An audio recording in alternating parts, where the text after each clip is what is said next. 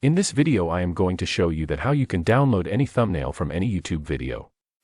To do this, you will need the video ID. You can get this from the watch page URL and it will be a random collection of numbers and letters. On a new browser tab you will need to type in this URL. All you need to do is replace YouTube video ID with the actual video ID.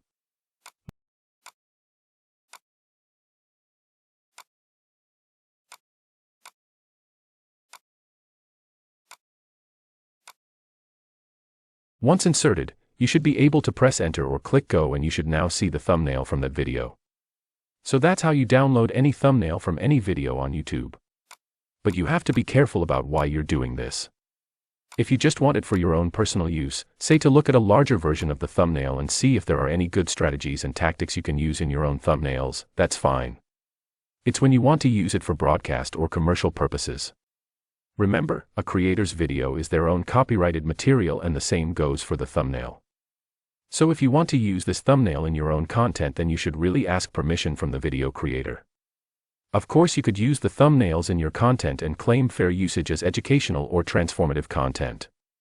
Okay, that's it for now. Please do subscribe to our channel. Thanks for watching.